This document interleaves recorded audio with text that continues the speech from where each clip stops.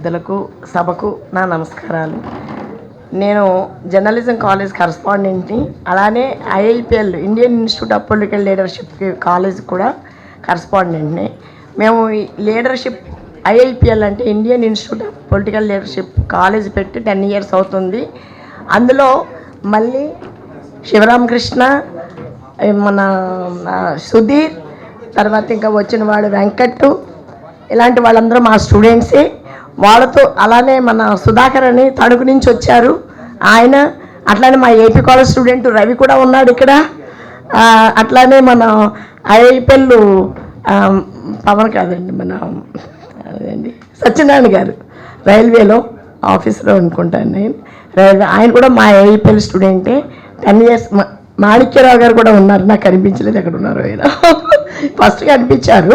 ఇట్లా ఎంతమంది స్టూడెంట్స్ వచ్చి ఈ సభను సారు యొక్క ఇచ్చిన స్పీచ్కి మన విన్నందుకు చాలా కృతజ్ఞను మేము.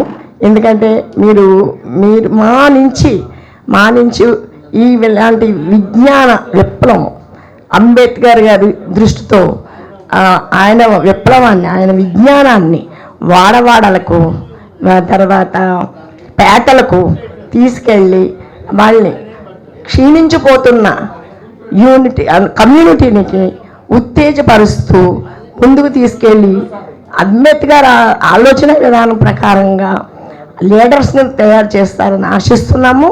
ఆయన చెప్పిన మాట ఇంకోటి కూడా ఉంది, యాజిటేట్,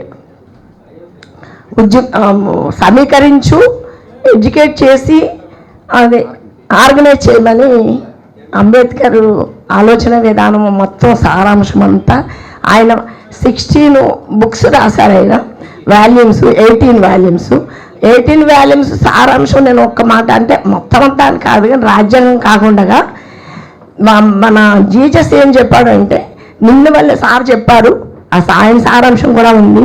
అంటే నిన్ను వల్లే జీజస్ చెప్పాడు, నిన్ను వల్లే పొరుగు వాడిని ప్రేమించు అని జీజస్ చెప్పినట్టు మనము అంబేద్కర్ ఆలోచన విధానంతో వాడల్ని, తర్వాత పేటల్ని ప్రేమించి ఎడ్యుకేట్ చేద్దాము.